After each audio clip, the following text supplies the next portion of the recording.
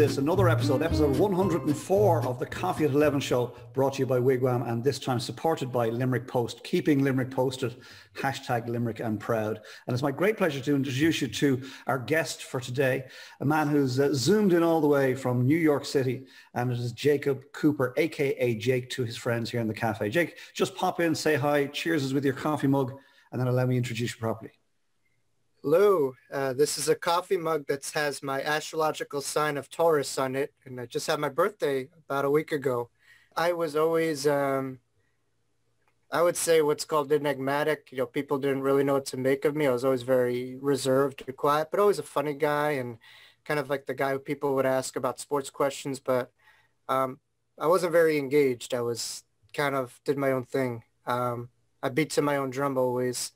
Yeah, so I was very private. I had a couple friends around me, but I learned in many ways how to work hard, because if you didn't, you wouldn't survive.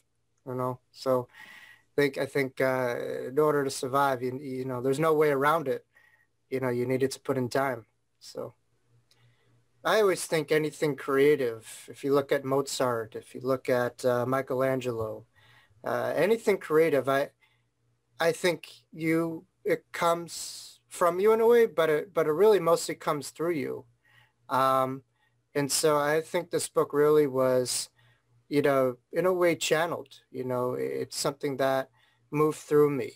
And I think in a way, in my own work as a therapist and healer, you know, and other stuff, I'm finding that the oxygen, or what we could really breathe in today's time, is inspiration. You know, and I think really, if you're able to have that, if you're able to generate that, you're able to really be resilient in the face of controversy, challenges, adversity. And so I like to find inspiration as the foundation of my own life, because when you have that, you could keep on going.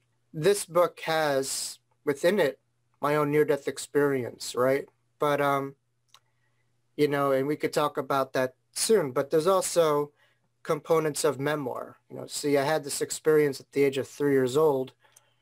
And so for myself, you had this cool experience, but I think the cooler part is the human part. You know, how did that shape you? You know, what stuff did you go through? And so I got very relatable and very transparent in the book, not for purposes of diary or vendetta or anything like that, you know, but rather for people to see themselves and find themselves in their story, you know, because I think the goal within my near-death experience is not for it to be mine, but to be a subtle reminder of other people that, you know, and I know you're speaking about home as a big part of your culture and, you know, the concept of home, but to me, that's my culture too. We speak the same lingo. I think, you know, it's, as Ram Dass would say, who's a great American spiritual teacher, he passed away around a year or two ago, we're all just walking each other home. And I think finding ways to help out each other to come back to their essence and to remind themselves of what, in a way, this is all about. And sometimes when that foundation is taken, we say to lose yourself, you could find yourself. And that's what happened. I say spirituality in the afterlife exists not because of religion, but despite of it. And so I could say that the religious lifestyle, a lot of people just want to tear it down. I think in a way it helped to have a bigger picture of life, that we're not just here to pay the bills, that there's bigger realities at hand. You know, but I saw religion as just a prism of the light and not the light itself. And so I was more connected to the concept of, you know, as a child, I don't go around saying these terms, but it's just something you experience. I guess the best definition of spiritual is just your own unique connection to eternity and finding the depth of life in itself on a subjective basis. It's very personal. And so I tried to do that. Now, regarding teachers and mentors, I think if life isn't teaching you, you're not listening, you know, for good or bad. You know, it's always speaking to you. It always is, but we just got to listen. there was a great baseball player on the New York Yankees who was kind of like Yoda in Star Wars. If you're familiar with Star Wars, it's kind of like Zen, kind of monk guy. His name is Yogi Berra. And he would say you could learn a lot or most things from just watching or just listening. And so I think that that's important. But I had direct teachers in my life that came in my own backyard that I didn't quite expect. And some of these teachers came in my teen years, and they really helped me, to take empowerment. The one teacher that I had in my life and the one book that I had in my life was a book by a woman by the name of Betty Eadie called Embraced by the Light. And that was a book on her own near-death experience. And after reading the book, I had this experience, but it's not like I went around saying I had a near-death experience. I didn't have the vocabulary for it. I also had an experience where I felt alone. And so reading her book had me on a quest in a phenomenon to understand the universality that yes, 5 to 10% of the population was having these occurrences. And so it got me a little bit agitated because I thought I was so special. And I'm like, all right, a lot of people are having this too. But at the same time, it was quite comforting to know that, that I wasn't alone and, other people had it. I'm going to ask you two quick questions, if I may. And then because I want to bring Princess Shelley in to find out what's been going on in the chat room. But we'll also invite some of our guests in the cafe here to have a conversation with you, if we may perhaps ask a question. So before we go there, if you don't mind, what are you taking with you from COVID, Jake? I would say the whole world today is having a near-death experience. And why I say that is what I experienced, that moment of foundation taken away, that moment where I felt as if the rug that I was standing on was pulled, and being in this place of in between, neither here nor there, forces people to move the needle of their foundation. Where in a way with what you're working on in that car, right, is not working, all of a sudden you have to find, like I said, the new gear.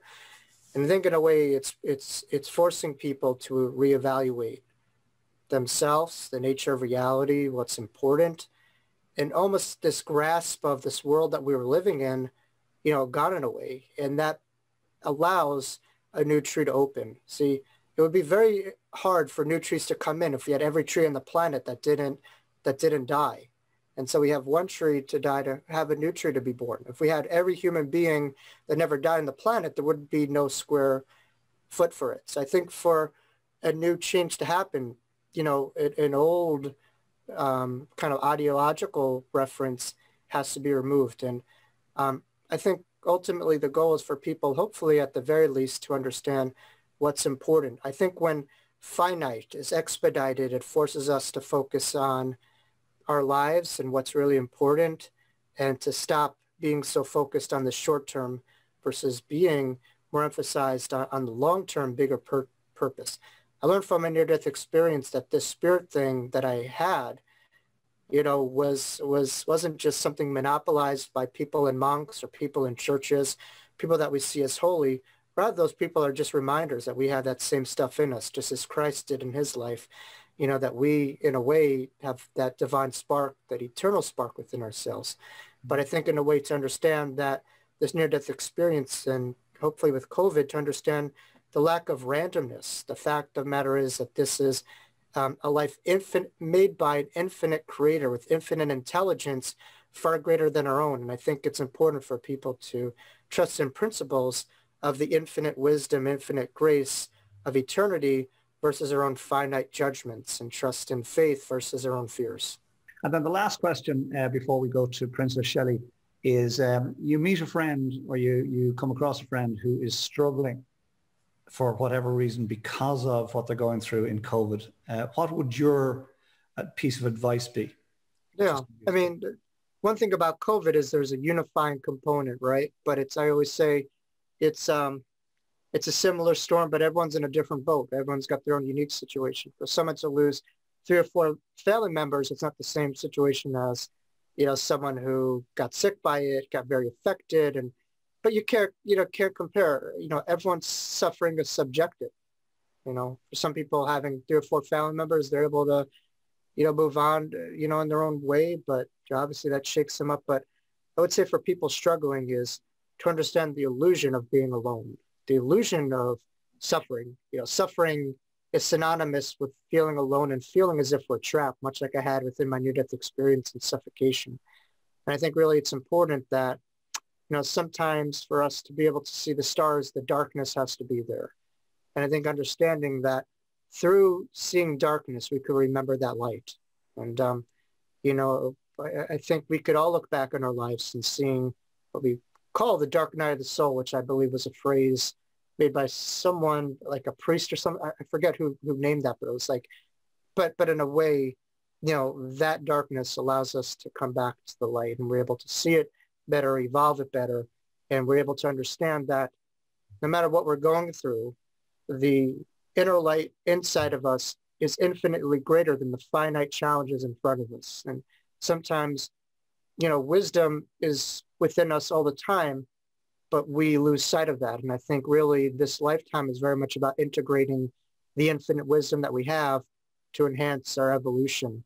And so sometimes we're given tricks of the mind or tests, but it's all a part of learning how to come back to home and coming back to truth within stuff that, you know, could really offset ourselves.